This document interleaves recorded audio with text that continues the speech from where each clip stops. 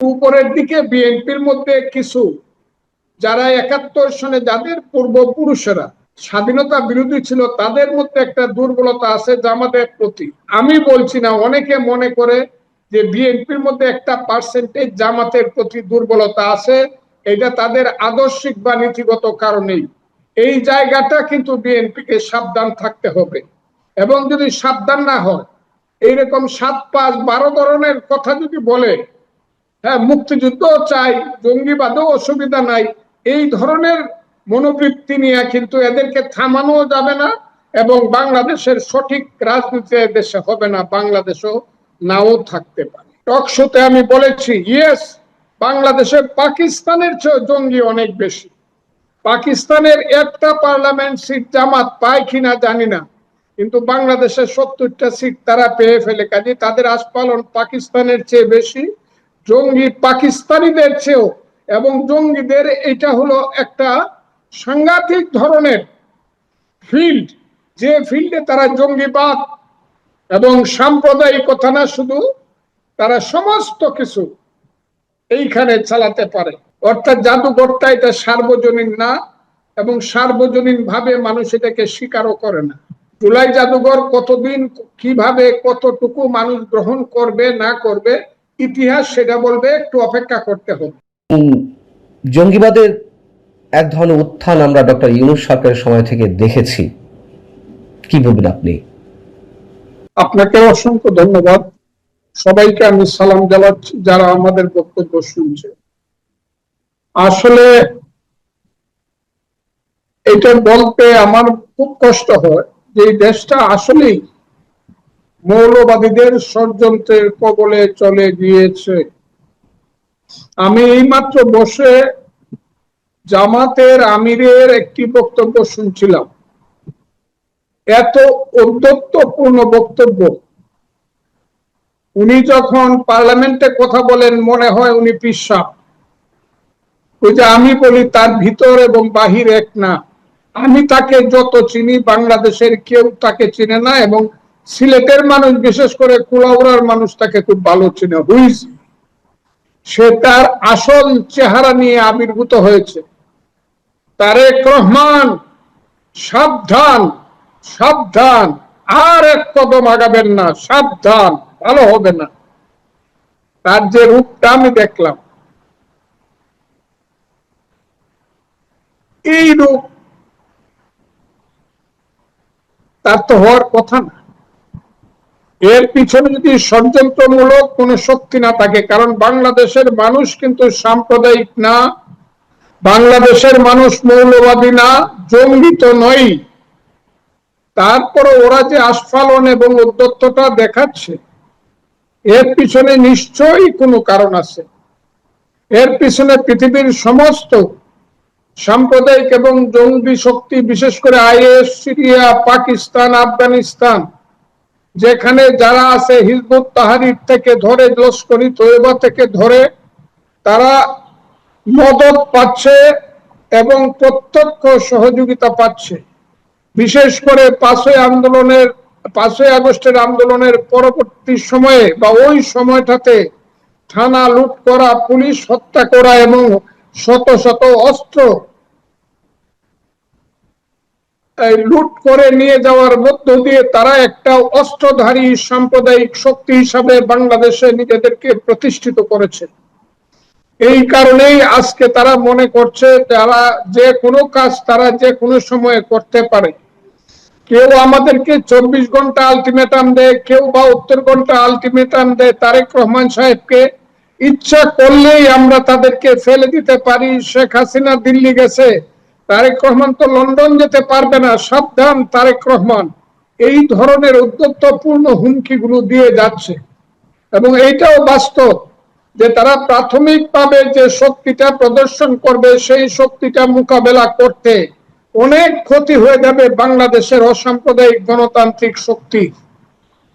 এখনো যদি গণতান্ত্রিক শক্তি, অসাম্প্রদায়িক শক্তি, মুক্তিযুদ্ধের পক্ষের শক্তি, আমরা তাদের এই আস্ফালনকে রুখতে না পারি এবং এটা যদি আমরা বুঝতে না পারি, আমরা মহা ভুল করব, দেশের অনেক বেশি ক্ষতি হয়ে যাবে। তবে জাতিসংঘ থেকে যে জিনিসটা বলা হয়েছে। আমি কয়েকদিন আগে, 4 দিন আগে একটা টক শোতে আমি বলেছি, ইয়েস, বাংলাদেশের পাকিস্তানের চেয়ে জঙ্গি অনেক বেশি। পাকিস্তানের একটা পার্লামেন্ট সিট জামাত পায় কিনা জানি না, কিন্তু বাংলাদেশের 70টা সিট তারা পেয়ে ফেলে। কাজে তাদের আস্ফালন পাকিস্তানের চেয়ে বেশি, জঙ্গি পাকিস্তানিদের চেয়েও। এবং জঙ্গিদের এটা হলো একটা সাংঘাতিক ধরনের ফিল্ড, যে ফিল্ডে তারা জঙ্গিবাদ এবং সাম্প্রদায়িকতা না, শুধু তারা সমস্ত কিছু এইখানে চালাতে পারে। এই দেশটাকে আফগানিস্তান করার জন্য তারা প্রস্তুতি নিচ্ছে।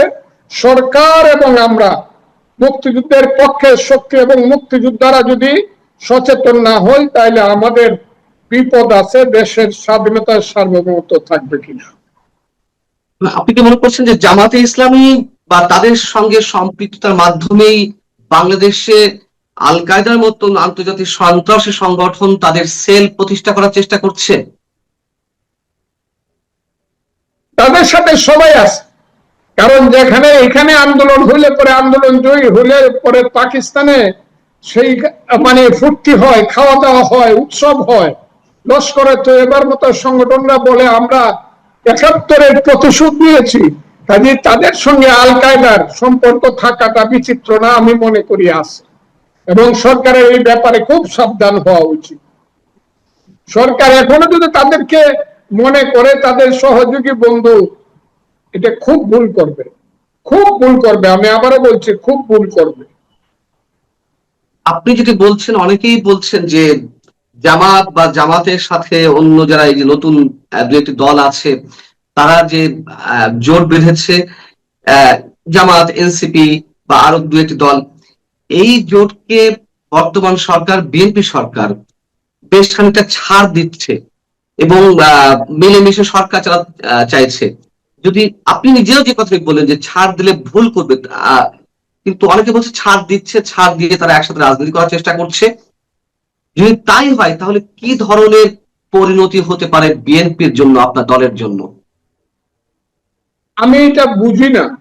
স্যার দিচ্ছে বললেও এটা সবটা বলা হবে না।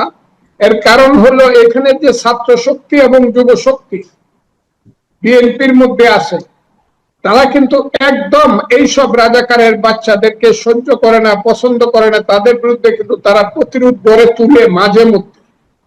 কিন্তু উপরের দিকে বিএনপির মধ্যে কিছু, যারা 71 সনে যাদের পূর্বপুরুষেরা স্বাধীনতা বিরোধী ছিল, তাদের মধ্যে একটা দুর্বলতা আছে জামাতের প্রতি। আমি বলছি না, অনেকে মনে করে যে বিএনপির মধ্যে একটা পার্সেন্টেজ জামাতের প্রতি দুর্বলতা আছে, এটা তাদের আদর্শিক বা নীতিগত কারণেই। এই জায়গাটা কিন্তু বিএনপিকে সাবধান থাকতে হবে। এবং যদি সাবধান না হয়, এইরকম 7-5-12 ধরনের কথা যদি বলে, হ্যাঁ মুক্তিযুদ্ধ চাই, জঙ্গিবাদেও অসুবিধা নাই, এই ধরনের মনোবৃত্তি নিয়ে কিন্তু এদেরকে থামানো যাবে না। এবং বাংলাদেশের সঠিক রাজনীতি দেশে হবে না, বাংলাদেশও নাও থাকতে পারে। এইরকম যে আমরা মুক্তিযুদ্ধ চাই, গণতন্ত্র চাই, আর জঙ্গিবাদ থাকলে, সাম্প্রদায়িকতা থাকলে কোনো অসুবিধা নাই। রাতের বেলা একটু ফোন করে তাদেরকে একটু, ভাই কেমন আছেন, দাদা কেমন আছেন বলে আসেন, একসাথে কাজ করি বললেই সব শেষ হয়ে যাবে। সাপ কোনোদিন সবল দিতে ভুল করেন, এরা সাপের চেয়েও ভয়ঙ্কর। সাম্প্রদায়িক শক্তি, স্বাধীনতা বিরোধী শক্তি, এরা সাপের চেয়েও ভয়ঙ্কর। এই কথাটা আমি বললাম, এটা একদিন প্রমাণিত হবে। আমরা কি সেই জায়গা থেকেই দেখছি যে জুলাই যে জাদুঘরটি প্রতিষ্ঠিত হলো, জুলাই জাদুঘর, এক ধরনের আইন করা হলো, আইনে বিধান করা হলো যে জুলাই গণ অভ্যুত্থান স্মৃতি জাদুঘরে কোনো ধরনের কোন স্থাপন, নিদর্শন ধ্বংস, বিনষ্ট বা পরিবর্তন, ক্ষতি সাধন করলে সর্বোচ্চ 10 বছরের কারাদণ্ড এবং 10 লাখ টাকা অর্থদণ্ড। আর এই জাদুঘরের কিছু নিদর্শন চুরি বা পাচার করলে তার জন্য 5 বছরের কারাদণ্ড এবং বা 5 লাখ টাকা অর্থদণ্ড বা উভয় দণ্ড হতে পারে। আমার প্রশ্ন হচ্ছে, যেখানে আমাদের মুক্তিযুদ্ধ স্মৃতি জাদুঘর ধ্বংস করা হলো, লুটপাট করা হলো, মুক্তিযুদ্ধের অসংখ্য স্মৃতি নিদর্শন বুলডোজার দিয়ে গুড়িয়ে দেওয়া হলো বঙ্গবন্ধু 32 নম্বর বাড়ি, বঙ্গবন্ধু স্মৃতি জাদুঘর, যেটি অবশ্য 71-এর অসংখ্য স্মৃতি নিদর্শন ছিল যেখানে, সেইগুলো গুড়িয়ে দেওয়া হলো বুলডোজার দিয়ে। এবং এখনো অনেক কিছু হচ্ছে। কয়েকদিন আগে বীরশ্রেষ্ঠ হামিদুর রহমানের ভাস্কর্য গুড়িয়ে দেওয়া হয়েছে। সেসব বিষয়ে আমরা দেখতে পাচ্ছি না যে সংশ্লিষ্ট কর্তৃপক্ষের বা সরকারের বা প্রশাসনের কোনো ধরনের উদ্যোগ আছে। যেখানে আমাদের মুক্তিযুদ্ধের নিদর্শন ধ্বংস করা হচ্ছে সে বিষয়ে কোনো প্রশ্ন নেই, কিন্তু জুলাই স্মৃতি জাদুঘরের কিছু হলে তার জন্য 10 বছরের কারাদণ্ড, 10 লাখ টাকা অর্থদণ্ড ইত্যাদি ইত্যাদি ঘোষণা করা হচ্ছে। এটি কিসের আলামত? এই ধরনের কোনো আইন বা সার্কুলার দিয়ে কোনো প্রতিষ্ঠান বা কোনো দর্শনীয় স্থান রক্ষা করা যাবে, তাহলে বুঝে গেল যে এদের মধ্যেই দুর্বলতা আছে, জাদুঘরের মধ্যেই দুর্বলতা আছে। অর্থাৎ জাদুঘরটা এটা সার্বজনীন না, এবং সার্বজনীন ভাবে মানুষ এটাকে স্বীকারও করে না। এই দুর্বলতাকে হয়তো বা এই আইনটা করা হয়েছে। আমি জুলাই জাদুঘর সম্পর্কে বেশি বলতে চাই না। The time will come and the time will answer in time. জুলাই জাদুঘর কতদিন, কিভাবে, কতটুকু মানুষ গ্রহণ করবে না করবে, ইতিহাস সেটা বলবে, একটু অপেক্ষা করতে হবে। তবে একটা কথা বলবো, আমাদের দুর্ভাগ্য, মুক্তিযোদ্ধাদের দুর্ভাগ্য, মুক্তিযুদ্ধের নামে, মুক্তিযুদ্ধের চেতনার নামে যারা 15 বছর দেশটাকে চালাইছিল, এই জায়গাতে যাওয়ার জন্য কিন্তু তাদের দুষ্কর্ম কম দায়ী নয়। তারাই কিন্তু এই দেশটাকে আজকে রাজাকার আল বদরের বাচ্চাদের হাতে তুলে দিছে, এবং এই ধরনের আইন আমাদেরকে শুনতে হচ্ছে। মুক্তিযুদ্ধের স্মৃতি থাকবে কি থাকবে না, ইমাম হুসেনের স্মৃতি কিন্তু 200 বছর পরে আসছে। 200 বছর, কারবালার 200 বছর পরে ইমাম হুসেনের স্মৃতি সারা পৃথিবীতে আসছে। ইমাম হুসেন আজকে সারা পৃথিবীর মুসলমানের 10ই মুহররম আসার সঙ্গে সঙ্গে ইমাম হুসেনের পুণ্য স্মৃতি ভেসে উঠে মানুষ হাই হুসেন করে কাঁদে, ইয়াজিদকে অভিসম্পাদ দেয়, ইয়াজিদকে অভিশাপ দেয়। এই জায়গাটা কিন্তু মুক্তিযুদ্ধকে কেউ দেশে ধ্বংস করতে পারবে না। মুক্তিযুদ্ধ মানুষের হৃদয়ে থাকবে, ইতিহাসে থাকবে। আর মুক্তিযুদ্ধটা শুধু বাংলাদেশের ভিতরের ব্যাপার ছিল না। ওই 26শে মার্চ বা 16ই ডিসেম্বর শুধু বাংলাদেশের এই 54,000 বর্গ মাইল জায়গার ব্যাপার না, এটা সারা পৃথিবীর আজকের 100-212টা দেশের ব্যাপার। সবাই জানে হোয়াট ইজ হোয়াট। এখানে কে কি করলো বা করলো না, মুক্তিযুদ্ধকে সম্মান করলো কি করলো না, এইটা বড় কথা নয়। মুক্তিযুদ্ধ বাংলাদেশের ইতিহাসের সোনালী অধ্যায়। এই অধ্যায়কে কেউ ধ্বংস করতে পারবে না, সাময়িকভাবে বাধাগ্রস্ত করতে পারবে। ইউ ওয়েট ফর টাইম, দেখেন কি হয়। মুক্তিযুদ্ধ অবশ্যই ফিরত আসবে। আর মুক্তিযুদ্ধ ফিরত না আসলে, মুক্তিযুদ্ধ সম্মানিত না হইলে, মুক্তিযুদ্ধের আদর্শ প্রতিষ্ঠিত না হলে কিন্তু বাংলাদেশ থাকবে না। এটা করতেই হবে। এবং আজকে যারা করছে তাদেরকে আমি এটা বলতে চাই না কিছু, কিন্তু আমার ধারণা গণতান্ত্রিক শাসন যদি চলে, আস্তে আস্তে তারা নিশ্চিহ্ন হয়ে যাবে। এখনো যেন কোথায় কিভাবে অন্ধকারের জীবেরা, ড্রেইনের সেই সব ময়লা আবর্জনার জীবেরা কি যেন ভাবে কোথায় যেন নিঃশ্বাস ফেলানো, ভালোভাবে নিঃশ্বাস ফেলানোর সুযোগ পাচ্ছে, এইটাও এক সময় বন্ধ হয়ে যাবে, যেদিন জনগণ বুঝবে যে এরা হলো রাজাকারের বাচ্চা, স্বাধীনতার বিরোধীদের বাচ্চা। এবং এইটা মুক্তিযুদ্ধ। তখন একটা কথা বলি, একটা রাজনৈতিক যুদ্ধ হবে। মুক্তিযুদ্ধ চাও কি চাও না, নাকি রাজাকার আলবদরের দেশ চাও, নাকি পাকিস্তান চাও, তখন দেখবেন ওয়ান্স ফর এভার মুক্তিযুদ্ধ জিতবে এবং প্রতিষ্ঠিত হবে। এরপরে আর কেউ কথা বলার সাহস পাবে না। মুক্তিযুদ্ধই হবে বাংলাদেশের শেষ কথা। আপনি যেমন বলছেন যে বিএনপির মধ্যে একটি অংশ আছে যারা স্বাধীনতা বিরোধী শক্তির সাথে তাল মিলিয়ে চলে, বা স্বাধীনতা বিরোধী একটি অংশ বিএনপির মধ্যে রয়েছে, সেটি অনেকেই বলেন, আপনি সেটি বলছেন। এই যে আইনটি হলো জুলাই স্মৃতি জাদুঘর নিয়ে, জুলাই স্মৃতি জাদুঘর নিয়ে হোক, আইন হোক, যাই হোক, আমাদের কোনো আপত্তি নেই। কিন্তু যেখানে মুক্তিযুদ্ধের অসংখ্য স্মৃতি নিদর্শন ধ্বংস করা হচ্ছে, সেসব বিষয়ে মাথা ব্যথা নেই সরকারের মধ্যে। এটি কি সেই অংশ দ্বারা পরিচালিত হচ্ছে? সরকারের বিভিন্ন কর্মকাণ্ড কি ওই স্বাধীনতার বিরোধী ওই শক্তি দ্বারাই পরিচালিত হচ্ছে? আমি সেটা না বললেও বলবো, আপনাকে কিছুদিন ওয়েট করতে হবে এই জিনিসটা বুঝবার জন্য। যদি সরকার মুক্তিযুদ্ধের স্মৃতিচিহ্ন ধ্বংস যারা করে তাদেরকে যদি প্রতিহত করতে না পারে বা না করে, তাইলে বুঝতে হবে মুক্তিযুদ্ধ রিয়েলি বিপদে আছে। আমি আরেকটা প্রসঙ্গে আপনার কাছে একটু প্রশ্ন করি যে রাষ্ট্রপতি নির্বাচন হতে যাচ্ছে, বা আমরা মোটামুটি জেনে গেছি যে আপনার দলের মহাসচিব মির্জা ফখরুল ইসলাম আলমগীর সাহেব তিনি রাষ্ট্রপতি হতে যাচ্ছেন, এটি মোটামুটি নিশ্চিত। কিন্তু ডক্টর ইউনূসের একটা তৎপরতা ছিল রাষ্ট্রপতি হওয়ার জন্য, বিএনপি সেই জায়গা থেকে বেঁচে গেছে বলে অনেকেই মনে করেন। আহ ডক্টর ইউনূসের খেলা কি তাহলে সম্পূর্ণভাবে থেমে গেল, বা যুক্তরাষ্ট্র বা ডিপ স্টেটের কাছে তার প্রয়োজনীয়তা ফুরিয়ে গেছে? আপনাকে তাই মনে হয়? দেখেন, রাষ্ট্রপতি নির্বাচনটা আপনি আমার 3-4 দিন 5 দিন আগে একটা বক্তব্য যদি শুনেন তাহলে দেখবেন আমি বলছিলাম যে বিশেষ করে ফখরুল ইসলাম আলমগীর নির্দিষ্টভাবে রাষ্ট্রপতি হওয়ার জন্য তার ত্যাগ তিতিক্ষা, তার এই যে দেশ নেত্রী বেগম খালেদা জিয়ার মানে 1/11 পর থেকে তার যে 5ই আগস্ট পর্যন্ত জনাব ফখরুল ইসলামের যে ত্যাগী ভূমিকা, তার যে জেল জুলুম অত্যাচার সহ্য করার যে ইতিহাস, he is the best person to B the president, honourable president of Bangladesh. এটা আমি কিন্তু এই 5 দিন আগে কথাটা বলছি। তারপরও বলছিলাম, এরপরও আমি বলবো যে আমাদের দলে অনেক মানে ত্যাগী ব্যক্তি আছে, সিনিয়র ব্যক্তি আছে, রাজনীতিবিদদের থেকে একজন হওয়া প্রয়োজন, কিন্তু ফখরুল ইসলাম আলমগীরের নামটা আমি নির্দিষ্টভাবে উল্লেখ করেছি। উনি হয়েছে, আমি খুশি হয়েছি, উনাকে অভিনন্দন জানাই। কিন্তু ইউনূসের যে চক্রান্তটা ছিল সেই চক্রান্তটা এত বড় ছিল, কোনো কারণে যদি জনাব তারেক রহমান সাহেবের উপরে দায়িত্ব দিয়েছিল পার্টি, কোনো কারণে যদি উনি ইউনূস সাহেবকে রাষ্ট্রপতি করতেন, আজকে থেকেই আমার ধারণা দেশ ভিন্ন পথে চলবে। কারণ ইউনূস সাহেব হলো কনস্পাইরেটর, হি ইজ এন ইন্টারন্যাশনাল কনস্পাইরেটর। তিনি বাংলাদেশের কোনো কিছু ভালোতে উনি বিশ্বাস করেন না, কারণ তিনি বাংলাদেশের স্বাধীনতার সংগ্রামী না, স্বাধীনতার সংগ্রামেও বিশ্বাস করেন না, মুক্তিযুদ্ধেও বিশ্বাস করেন না, তার পরিবারের কোন লোক মুক্তিযুদ্ধে যায়নি।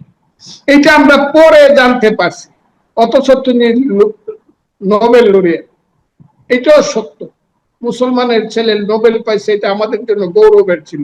কিন্তু 18 মাসের যে দেশ শাসন, সেই দুঃশাসনে মানুষ বুঝতে পেরেছে যে ইউনূস সাহেবের একটা পিঠ একরকম, আর একটা পিঠ একদম অন্ধকার। সেই অন্ধকারের দিকটাই ইনি বাংলাদেশের সম্পর্কে গত 18 মাস প্রয়োগ করে এই দেশটাকে একটা সাম্প্রদায়িক, একটা জঙ্গিবাদী রাষ্ট্র হিসাবে, একটা বেয়াদব ছেলে পেলে রাষ্ট্র হিসাবে 4টে জেনারেশনকে ধ্বংস করে দিয়ে এই দেশকে একদম জাহান্নামের দিকে নিয়ে গেছে তার আমলে। কাজে ইউনূস সাহেবের মতো লোক রাষ্ট্রপতি হবে কোনোদিন আমি বিশ্বাস করি নাই, আর হইলে পরে দেশের ক্ষতি হইতো। তবে ইউনূস সাহেবের খেলা শেষ হয়ে গেছে এইটা আমি মনে করি না। ইউনূসের খেলা থামেনি, এবং ইউনূস রাষ্ট্রপতি না হওয়াতে দেশ অনেকভাবে বেঁচে গেছে, বিএনপিও বেঁচে গেছে। কিন্তু ইউনূস সরকারের, ইউনূস প্রশাসনের অনেকেই এখনো বিএনপি সরকারের মধ্যে রয়ে গেছে, বিএনপি প্রশাসনের মধ্যে রয়ে গেছে। এমনকি ডক্টর ইউনূসের উপদেষ্টা পরিষদের কেউ কেউ এখনো বিএনপি সরকারের মধ্যে রয়েছে, মন্ত্রী পরিষদে রয়েছে। বিএনপি কেন তাদের থেকে দূরে সরতে পারছে না, বা তাদেরকে এখনো রেখে দিয়েছে? আমার উত্তরটা একই। ইউনূস সাহেবকে চিনতে না পারলে, জামাতকে চিনতে না পারলে, ওইসব দুষ্ট ছেলে পেলেদেরকে চিনতে না পারলে এটা আমাদের জন্য দুর্ভাগ্য আনবে, এটা আমি মনে করি। আমার এই প্রশ্নের উত্তরটা একই। এখানে বিএনপি কে সঠিকভাবে গণতান্ত্রিক প্রসিডিউর প্রয়োগ করে মানুষের মতামত অনুসারে সমস্যার যতটুকু আছে সব সমস্যার সমাধান বিএনপি বা কোন সরকার করতে পারবে এটা আমি মনে করি না। তবে সর্বোচ্চ চেষ্টা দিয়ে মানুষের সমস্যার সমাধান করতে হবে, এইটাই বাস্তব। সমাধান না করতে পারলে কিন্তু দেশ আবার বাজে দিকে ফেরত যাওয়ার সম্ভাবনা আছে। যে 15 আগস্ট বঙ্গবন্ধুর মৃত্যুবার্ষিকী, আমরা দেখেছি এর আগে 2024-এর পর থেকে এ পর্যন্ত বঙ্গবন্ধুর 32 নম্বরে যারাই শ্রদ্ধা জানাতে গেছে বাধা দেওয়া হয়েছে, পুলিশ প্রশাসনের পক্ষ থেকে বাধা দেওয়া হয়েছে। এবার 15 আগস্ট বঙ্গবন্ধুর মৃত্যুবার্ষিকী উপলক্ষে আপনার কোনো প্রতিক্রিয়া আছে? আমি আপনাকে একটা কথা বলি, 15ই আগস্ট বঙ্গবন্ধুর হত্যাকাণ্ড, তার পরিবারের হত্যাকাণ্ড নিশ্চিতভাবে এই দেশের জন্য একটা মস্ত বড় ট্র্যাজেডি এবং এই দেশের রাজনীতির একটা প্রেক্ষাপট পরিবর্তনের একটা সাংঘাতিক ধরনের মর্মান্তিক একটা বিষয়। এই বিষয়ে আমাকে প্রশ্ন করা, এটা আপনি জানেন আমি কি করছি না করছি 15 আগস্ট, কিন্তু আজকের প্রেক্ষাপটে আমি বলবো রাজনীতি হলো it's a question of power of organisation.